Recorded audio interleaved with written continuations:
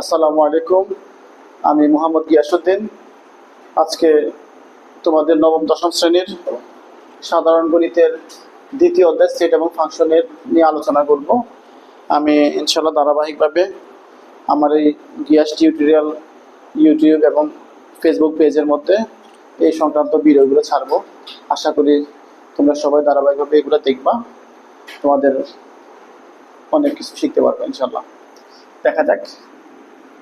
তো প্রথমে সেট জিনিসটা কি, সেট এর সম্পর্কে কে সর্বপ্রথম ধারণাটা দিচ্ছেন এই ব্যাপারে আমরা একটু পরিচিত হই। সেট বিষয়টা কি?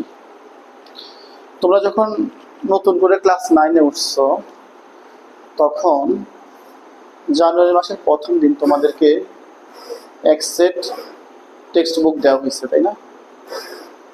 তোমাদের হাতের মধ্যে বাংলা, ইংরেজি, গণিত, যারা সায়েন্সে আছো তাদের জন্য সায়েন্সের বিষয়গুলো, যারা কমার্সে আছো তাদের জন্য কমার্সের বিষয়গুলো, আর যারা আর্টসে আছো তাদের জন্য আর্টসের বিষয়গুলো দেওয়া হয়েছে। তো তোমাদেরকে একটা সেট করে টেক্সট বুকের সেট দেওয়া হয়েছে। তো কেউ যদি ওইখান থেকে একটা বা দুইটা বই যদি কম পাও, তখন তোমরা কি বলছো যে স্যার আমার বই সেটটা সম্পূর্ণ হয়নি। তার মানে কি, সেট বলতে হচ্ছে অনেকগুলা বস্তুর সমাবেশ। কি ধরনের সমাবেশ? সুসংজ্ঞায়িত বস্তুর সমাবেশ। এটা হইতে পারে বাস্তব জগতের এবং এটা চিন্তা জগতেরও হইতে পারে। বাস্তব জগৎ বলতে যে জিনিসটা আমরা রিয়েল লাইফে দেখতে পাই, যেটা ভিজুয়ালাইজেশন করতে পারি, যেটা আমরা চোখে দেখতে পাই বা বুঝতে পারি। আর চিন্তা জগতের মানে হচ্ছে যেটা আমাদের সরাসরি দেখতে পাই না, বাট আমরা কল্পনা করি চিন্তা জগতে যেটা থাকে। যেমন তোমরা এটা হচ্ছে দ্বিতীয় অধ্যায় সেট এবং ফাংশন। প্রথম অধ্যায়ের মধ্যে বাস্তব সংখ্যা অর্থাৎ তোমরা দেখে আসছো যে স্বাভাবিক সংখ্যার সেট, পূর্ণ সংখ্যার সেট, অসীম ধারা, অসীম সেট পড়ে আসছো।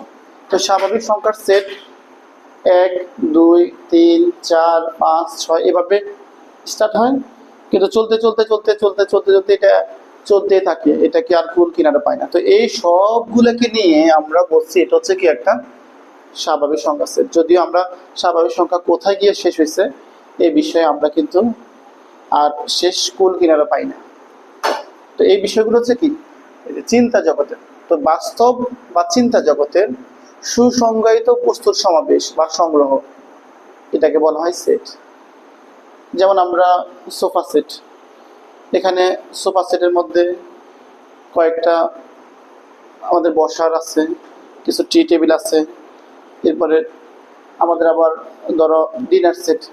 তো ডিনার সেটের মধ্যে প্লেট থাকে, কাপ থাকে, ফ্রিজ থাকে, তো বিভিন্ন জিনিসগুলো নিয়ে একটা ডিনার সেট তৈরি হয়। তো সবগুলোর এই সুসংজ্ঞায়িত বস্তুর সমাবেশ, এই ধরনের জিনিসগুলো যেগুলো একসাথে আমাদের সামনে উপস্থাপিত, এগুলো একসাথে, এগুলোকে আমরা বলি সেট হিসাবে, এটাকে আমরা পরিচয় করে দিই। তো সেট জিনিসটা, সেট এই যে সেটের যে ভিন্ন ভিন্ন গুলা, যেমন আমরা এ, বি, সি, এরপর হচ্ছে ধরো এক্স, ওয়াই, জেড, এই বড় হাতের এই জিনিসগুলা, লেটারগুলো আমরা সেট প্রকাশে ব্যবহার করি। আর সেটের উপাদানগুলা, এটা সেট প্রকাশে এগুলো ব্যবহার করি। আর উপাদান বা এলিমেন্টগুলো কিভাবে প্রকাশ করি? যেমন এ একটা সেট, এই সেটের মধ্যে 1, 2, 3, 4, এই সেটের মধ্যে উপাদান হচ্ছে সেটের ভিতরে যেগুলো আছে, যেগুলো আমরা কমা দিয়া লিখি, এগুলোকে বলা হয় এক একটা উপাদান। আর সেটের মধ্যে সবচেয়ে গুরুত্বপূর্ণ একটা বিষয়, সেটা হচ্ছে যে আমরা সেট প্রকাশ করার সময় অবশ্যই সেকেন্ড ব্র্যাকেট ইউজ করি। সেকেন্ড ব্র্যাকেটের ভিতরে যেগুলো থাকে সেগুলোকে আমরা বলি সেটের উপাদান। তাহলে এই সেটের উপাদান কি? এই সেটের উপাদান হচ্ছে 1, 2। আচ্ছা, চলো আমরা আরেকটা উদাহরণ চিন্তা করি, যেটা আমরা তোমাদের সাথে আছে। যেমন তোমাদেরকে যে বছরের শুরুতে টেক্সট বুকগুলো দেওয়া হয়েছে, তোমাদের যে এই যে 12টা ধরে ধরে নাও 12টা টেক্সট বুক আছে, বাংলা একটা আছে, ইংরেজি একটা আছে, গণিত গণিত একটা আছে। এভাবে করে প্রত্যেকটা যে টেক্সট বুক আছে, এই টেক্সট বুক হচ্ছে প্রত্যেকটা এক একটা উপাদান। তাহলে বোঝা গেছে যে এটাকে যদি আমরা নবম শ্রেণী বলি, ধরো নবম শ্রেণী, নবম শ্রেণীর টেক্সট বুক, নবম শ্রেণীর টেক্সট বুক, এটা হচ্ছে কি আমাদের সেটের নাম, এটা আমাদের কি সেটের নাম। আর টেক্সট বুকগুলো কি কি? বাংলা, ইংরেজি, গণিত, এরপরে আমাদের বাংলাদেশের বিশ্ব পরিচয়, তারপর হচ্ছে আমাদের এই physics, chemistry, higher math, biology, এই প্রত্যেকটা হচ্ছে সাবজেক্ট হচ্ছে এক একটা উপাদান। এরকম ভাবে এখানেও আমরা দেখতে পাচ্ছি এটা হচ্ছে এক, আর উপাদানগুলোকে আমরা কমা চিহ্ন দিয়ে দিতে পারি, আর শুরুতে এবং শেষে আমরা একটা সেকেন্ড ব্র্যাকেট ইউজ করতে পারি। তাহলে আমাদের বোঝা গেল যে সেটের উপাদান জিনিসটা কি। ধরো এই সেটের উপাদান ওয়ান হচ্ছে এ সেটের উপাদান, তখন আমরা ওয়ান এভাবে একটা জিনিসটা লিখি। জিনিসটা কিন্তু ই না এভাবে, এটা হচ্ছে, এটাকে আমরা বলি belongs to. Belongs to, belongs to হচ্ছে এই ওয়ানটা হচ্ছে, এই উপাদানটা হচ্ছে এ সেটের অধীন, মানে এ সেটের উপাদান। বিলংস টু মানে বাংলাটা অধীন, মানে এখানে হচ্ছে ওয়ানটা হচ্ছে এ সেটের উপাদান, টুটা হচ্ছে এ সেটের উপাদান। এরকম ভাবে 3, 4, আবার আমি যদি এখানে 5 লিখতাম, তাহলে এখানে এটা কি 5 কি এ সেটের উপাদান? না, তাহলে এখানে আমরা এভাবে একটা ক্রস দিতাম, মানে 5 ইজ নট বিলংস টু এ, মানে 5টা হচ্ছে এ সেটের উপাদান নয়, অথবা ডাজ নট বিলংস টু এ, মানে 5টা হচ্ছে এ সেটের উপাদান নয়। সো উপাদান বলতে আমরা এখানে যে চিহ্নটা দিই সেটা হচ্ছে বিলংস টু, আর উপাদান নয় বলতে যেটাকে বলি সেটা হচ্ছে কি নট বিলংস টু। আশা করি তোমরা সেট বিষয়টা কি এবং সেটের উপাদান কি সে ব্যাপারে একটা সাধারণ ধারণা পেয়েছো। তো চলো আমরা পরবর্তীতে দেখি।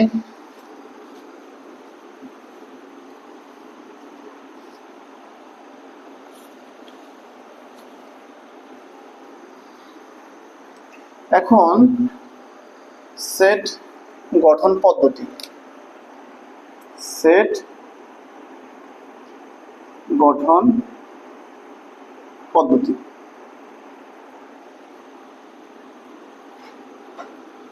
এটা হচ্ছে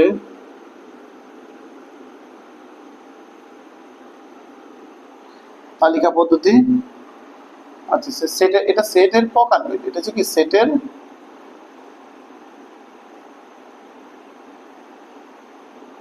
সেটের প্রকার। সেট দুই প্রকার, একটা হচ্ছে তালিকা পদ্ধতি বা সেট প্রকাশের পদ্ধতি দুই প্রকার। একটা হচ্ছে তালিকা পদ্ধতিতে আমরা সেট প্রকাশ করতে পারি, আর একটা হচ্ছে সেট গঠন পদ্ধতি।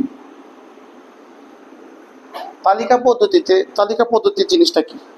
তালিকা পদ্ধতি হচ্ছে এই যে এই পদ্ধতিতে সেটের সকল উপাদান সুনির্দিষ্টভাবে প্রকাশিত থাকে। এখানে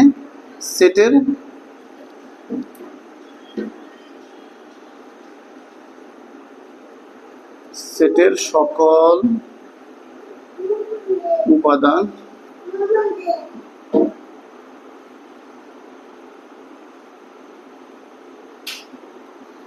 এই সেটের সকল উপাদান সুনির্দিষ্টভাবে উল্লেখ থাকে।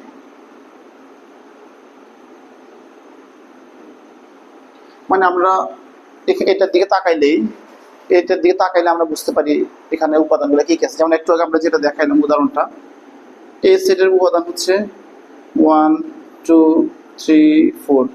তার মানে কি এই সেটের, এই ক্ষেত্রে তালিকা পদ্ধতিতে, এটা হচ্ছে একটা তালিকা পদ্ধতিতে সেট প্রকাশের একটা পদ্ধতি। সেটের সকল উপাদান, এখানে এই সেটে কি উপাদান আছে? 1 আছে, 2 আছে, 3 আছে, 4 আছে, এটা সুনির্দিষ্টভাবে উল্লেখ থাকে। এটা সবকিছু আমরা দেখতে পাচ্ছি, সেটের মধ্যে সেকেন্ড ব্র্যাকেট দিয়ে এটা উল্লেখ থাকে। আর সেট গঠন পদ্ধতিতে এভাবে থাকে না, সেট গঠন পদ্ধতিতে এভাবে উল্লেখ থাকে না। সেখানে একটা সাধারণ,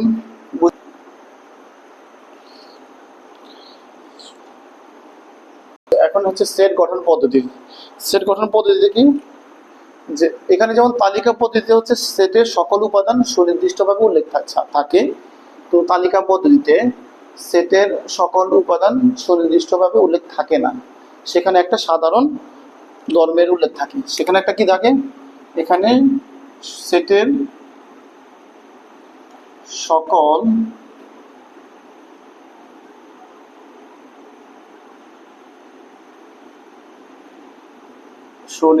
সেটের সকল উপাদান সুনির্দিষ্টভাবে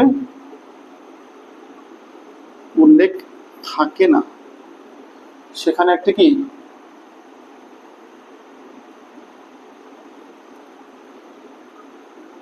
সাধারণ ধর্মের উল্লেখ থাকে।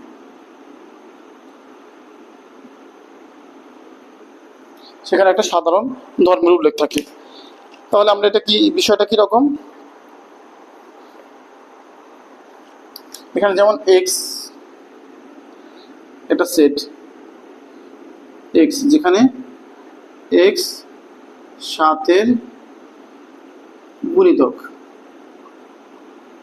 এবং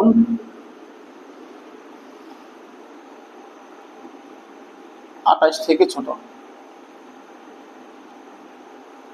আচ্ছা, এক্স 7 গুণিতক এই পর্যন্ত আমরা দেখি। এখানে আমাদেরকে কি উপাদানগুলো দেওয়া আছে, এখানে যেমন উপাদানগুলো 1 2 3 4 তালিকা পদ্ধতিতে আমরা দেখতে পাচ্ছি। তো সেট গঠন পদ্ধতিতে আমরা এখানে কি উপাদানগুলো দেখতে পাচ্ছি না, আমরা এখানে উপাদানগুলো দেখতে পাচ্ছি না। আমাদেরকে এখানে আমাদের একটা নির্দিষ্ট একটা শর্তের মধ্যে ফেলে দিচ্ছে। শর্তটা কি, এইটা কি, এ হচ্ছে একটা সেট, এই সেটের উপাদান কি, সকল এক্স। এখানে দুইটা যে আমরা দুইটা ফোঁটা দেখতে পাচ্ছি বিশ্বকর্মার মতো, এই বিষয়টা হচ্ছে কি সার্চ ডেট। এটা কি, এটাকে ইংলিশে বলে কি সার্চ ডেট। সার্চ ডেট মানে কি, এটা বাংলাতে বলে এটাকে যেন। এ হচ্ছে সকল এক্স, কোন এক্স গুলা, যেন এক্স হচ্ছে 7 গুণিতক। এক্স কি 7 গুণিতক। তো 7 গুণিতক কি কি, 7 গুণিতক 7 থেকে 7, 7 দুগুণে 14, 3 7 21, 4 7 28, 5 7 35। এখন 7 গুণিতক কি তুমি গণনা করে শেষ করতে পারবা, তো অসীম পর্যন্ত চলে যাবে, তাই না? সো এখন এটার দিকে খেয়াল করো, 7 গুণিতক মানে 7 নামটা পড়লে যেমন চলতে থাকে, এটা চলতে দিলে আমরা যেমন 7 10 70 পর্যন্ত জানি, তারপরে আবার 7 11, 7 12, এভাবে কত পর্যন্ত যাবে, 7 দিয়ে 1 লক্ষরে যদি গুণ দেই যাইতে থাকবে না, থাকবে। সো এখানে কি, এ হচ্ছে 7 গুণিতক। তো এখান থেকে আমরা যেটা বুঝতে পারছি সেটা হচ্ছে, এখানে আমরা উপাদানগুলোকে দেইনি, এই উপাদানগুলোকে না দিয়ে আমি একটা সাধারণ বৈশিষ্ট্য দিচ্ছি, সাধারণ একটা কি শর্ত দিচ্ছি। কি শর্ত, এখানে 7 গুণিতক। তো 7 গুণিতক যদি এটাকে আমি এভাবে প্রকাশ করতাম, তালিকা পদ্ধতিতে প্রকাশ করতাম, তখন আমি এইভাবে দেখতে পাইতাম। বাট সেটকে যেহেতু প্রকাশের পদ্ধতি দুইটি, একটা হচ্ছে তালিকা পদ্ধতি আর একটা সেট গঠন পদ্ধতি, তো যখন আমি সেট গঠন পদ্ধতিতে প্রকাশ করব তখন আমি এভাবে একটা শর্তের মাধ্যমে দিয়ে দিব। তো দেখো এটাকে কিন্তু আমরা তালিকা পদ্ধতিতে কিন্তু কমপ্লিটলি প্রকাশ করতে পারতাম না। কেন, কারণ এটা তো আমরা যাইতে চাইতে কোন পর্যন্ত গণনা করব, শেষ কি কুল কিনার পাবো, এইভাবে আমরা dot dot dot dot dot দিতে থাকবো। বাট আমরা কিন্তু এটাকে সেট গঠন পদ্ধতিতে কিন্তু একটা শর্তের মধ্যে ফেলে রাখতে পারতেছি, তাই না? সো ফলে দুইটারই দুই জায়গায় কিন্তু কাজ আছে, প্রত্যেকটা জিনিসেরই তার নিজের সেক্টরের মধ্যে কাজ আছে, তাই না? যেমন তোমরা অনেকে সায়েন্স নিচ্ছ, আবার অনেকে কমার্স নিচ্ছ, অনেকে আর্টস নিচ্ছ। যে আর্টস নিচ্ছ তার আর্টসের একটা সেক্টর আছে, যে সায়েন্স নিচ্ছ তার একটা সায়েন্সের সেক্টর আছে, যে কমার্স নিচ্ছ তার কমার্সের একটা সেক্টর আছে। সো তালিকা পদ্ধতিতে আমি যেরকমভাবে উপাদানগুলো দেখতে পাচ্ছি, সেট গঠন পদ্ধতি উপাদানগুলো না দেখতে পেলেও সেখানে কিন্তু আমরা শর্তের মধ্য দিয়ে আমি বুঝে ফেলছি যে এখানের মধ্যে উপাদানগুলো কি কি আছে, তাই না? তো এইভাবে দুইটা পদ্ধতি তোমাদেরকে দুইটা জায়গাতে কাজে লাগবে। তো দেখা যাক, আমাদের এই জায়গাতে সবচেয়ে গুরুত্বপূর্ণ যে জিনিসটা সেটা হচ্ছে, আমরা তো পরীক্ষার সম্মুখীন হই, তাই না? আমরা যখন পড়াশোনা করি, শিখি, সাথে সাথে আমাদেরকে পরীক্ষাও দিতে হয়। তো পরীক্ষার মধ্যে তোমাদের এটা একটা কমন একটা প্রশ্ন থাকে যে এই যে তালিকা পদ্ধতি এবং সেট গঠন পদ্ধতি তাদের পরস্পর রূপান্তর আসে। তো একটু আগে আমরা যে উদাহরণটা দিলাম, ধরো এই সেটের উপাদান কি, ধরো 7, 7 থেকে 7, 7 গুণে 14, 3 সাথে 21, 4 সাথে 28, 5 সাথে 35, এভাবে যদি যেতে যেতে যেতে যেতে যেতে চলতে থাকে। এটা হচ্ছে তালিকা পদ্ধতি, তাই না? এখন এই তালিকা পদ্ধতিকে আমরা এখন সেট গঠন পদ্ধতিতে প্রকাশ করতে বলবে। তো তালিকা পদ্ধতিকে আমরা সেট গঠন পদ্ধতিতে কিভাবে প্রকাশ করব? এই তালিকা পদ্ধতিকে আমরা সেট গঠন পদ্ধতিতে কিভাবে প্রকাশ করব এটা দেখা যায় না? এটাকে সেট গঠন পদ্ধতিতে আমরা এইভাবে প্রকাশ করতে পারি। দেখো, এটা হচ্ছে কি, এ হচ্ছে সকল এক্স। এক্স মানে হচ্ছে তোমার এখানে ভেরিয়েবল, মানে চলক। এই উপাদানগুলোকে আমি একটা সাধারণভাবে আমি একটা প্রকাশ করলাম কি দিয়ে? এক্স দ্বারা। এই এক্স গুলোই কিন্তু এগুলোকে রিপ্রেজেন্ট করবে। দেখো, যেখানে এ হচ্ছে সকল x, such that x x 7 এর গুণিতক। এ হচ্ছে সকল এক্স। কোন এক্স গুলা? যে এক্স গুলো হচ্ছে 7 এর গুণিতক, যে এক্স গুলো 7। তার মানে কি, এখানে যেটাকে আমি উপাদানগুলো দেখতে পাচ্ছি সেটাকে এখানে আমরা এভাবে, একইভাবে আমি এটাকে আবার যদি তালিকা সেট গঠন পদ্ধতি থাকে সেটাকে আমি আবার তালিকা পদ্ধতিতে বিপরীতভাবে বলতে পারবো। ঠিক আছে? এরপরে আমি যদি আবার এরকম আরেকটা উদাহরণ ধরি, যে ধরো এ, অথবা আমি এ না দিয়ে যদি আমি বলি যে বি, বি হচ্ছে সকল এক্স, অথবা এক্স বিলংস টু আর, যেখানে এক্স ইজ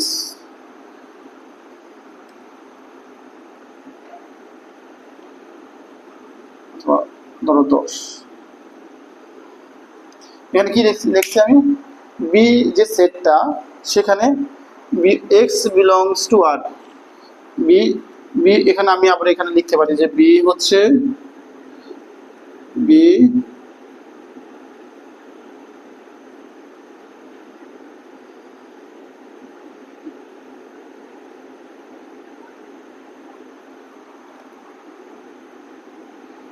এবার লিখতাম দরকার লাগলে। এখানে বি হচ্ছে সকল এক্স। কোন এক্স গুলা? যে এক্স গুলা বিলংস টু আর। আর বলতে কি বোঝায়? তোমরা আগের চ্যাপ্টারে দেখে আসছো, আর ইজ রিয়েল নাম্বার। আরটা কি? আরটা হচ্ছে বাস্তব সংখ্যা। মানে এক্স, সকল এক্স, যে এক্স গুলো বিলংস টু আর, যেগুলো হচ্ছে আর এর উপাদান। এবং আমাকে শর্ত কিন্তু আর এর উপাদান এটা কমপ্লিট করেনি, পাশে আবার কি দিচ্ছে, যে এক্স গুলা 1 এর সমান বা 1 এর থেকে বড় এবং 10 এর সমান বা 10 থেকে ছোট। দ্যাট মিনস 1 থেকে 10 পর্যন্ত যেগুলো, সেগুলোই আমার হচ্ছে বি এর কি উপাদান।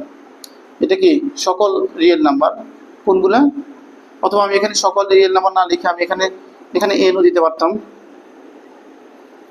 এন দ্বারা কি? এন দ্বারা হচ্ছে কি ন্যাচারাল নাম্বার। এন কি? এটা হচ্ছে কি স্বাভাবিক সংখ্যার সেট।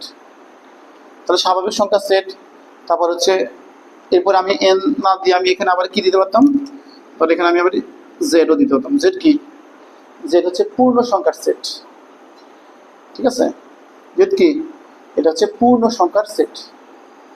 এখন আচ্ছা, এখানে যে আমরা 3টে সংখ্যা লিখছিলাম, একটা হচ্ছে কি এন। এন হচ্ছে কি? এটা হচ্ছে ন্যাচারাল নাম্বার, মানে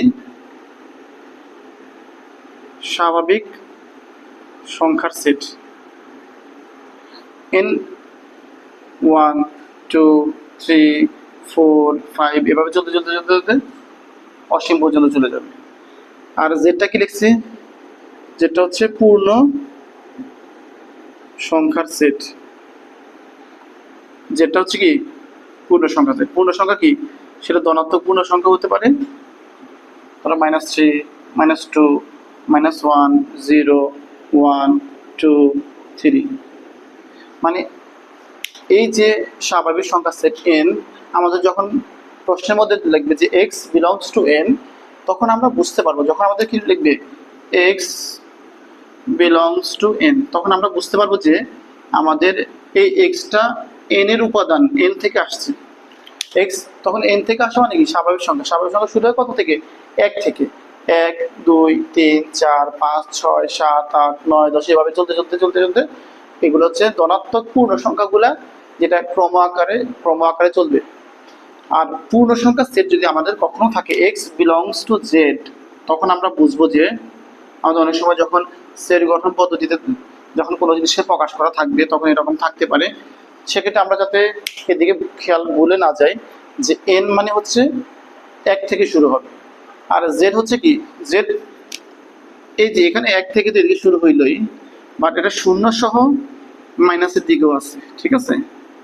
এটা এই অংশটুকুকে এটা হচ্ছে কি, এটা হচ্ছে শূন্য সহ ধনাত্মক এবং ঋণাত্মক পূর্ণ সংখ্যাগুলো হচ্ছে কি পূর্ণ সংখ্যার সেট, ঠিক আছে। আশা করি বিষয়টা বুঝে। আর যদি আমাদের এভাবে থাকে যে এক্স বিলংস টু আর, আমরা যখন হাতে লিখবো তখন কিন্তু শুধু আমাদের লেটার মতো আর দিব না, এটাকে এইভাবে কিন্তু দুইটা দাগের মতো এভাবে আমরা দিব, ঠিক আছে। তো এক্স উচ্চারণ এক্স বিলংস টু আর যদি হয়, আর হচ্ছে সকল রিয়েল নাম্বার, মানে পূর্ণ সংখ্যা, স্বাভাবিক সংখ্যা, তারপর হচ্ছে মূলদ সংখ্যা, অমূলদ সংখ্যা, যত সংখ্যা আছে বস্তু জগতে বাস্তব জগতে সবগুলা হচ্ছে রিয়েল নাম্বারের অন্তর্ভুক্ত, ঠিক আছে।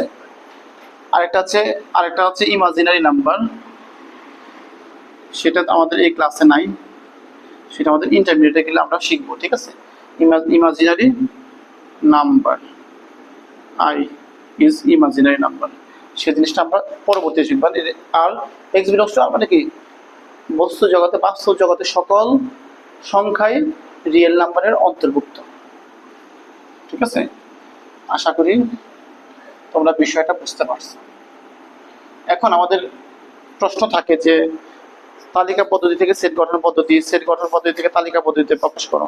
আমরা একটা উদাহরণ নিয়ে দেখি। হ্যাঁ, ধরো আমাদের একটা প্রশ্ন এইভাবে আছে যে এটাকে তালিকা পদ্ধতিতে প্রকাশ করো, কি x belongs two N such that x square is greater than 9 এবং x cube is less than 130। ধরো এই কোশ্চেনটা আমাদেরকে দিচ্ছে, এটা কি পদ্ধতিতে প্রকাশ আছে? অবশ্যই এটা সেট গঠন পদ্ধতিতে আছে, তাই না? কারণ এখানের মধ্যে কি উপাদানগুলোকে আমি কি দেখতে পাচ্ছি না, এই উপাদানগুলোকে একটা শর্তের মধ্যে দেওয়া আছে। কি এটা ধরে নিই এটা একটা সেট, এটাকে নাম দেয়নি, আমরা ধরে নিই এটা হচ্ছে এই সেট একটা, বলছে কি অথবা এখানে বলছে কি x belongs two N, x হচ্ছে কি ন্যাচারাল নাম্বারের উপাদান, এক্স হচ্ছে কি স্বাভাবিক সংখ্যার উপাদান। সার্চ ডেট যেন ওই সংখ্যাগুলোর ওই স্বাভাবিক সংখ্যাগুলোকে বর্গ করলে 9 থেকে বড় হয়, ওই স্বাভাবিক সংখ্যাগুলোকে কি বর্গ করলে 9 থেকে বড় হয়। তাহলে কোনটাকে বর্গ করলে 9 থেকে বড় হবে? 1 রে কি বর্গ করলে 9 থেকে বড় হবে না, 1 রে বর্গ করলে 1, 2 কে বর্গ করলে কি 9 থেকে বড় হবে না, 2 কে বর্গ করলে কত 4, 3 কে বর্গ করলে কি 9 থেকে বড় হবে না, 3 কে বর্গ করলে কত হবে 9, এটা কিন্তু 9 সমান 9 থেকে বড় না।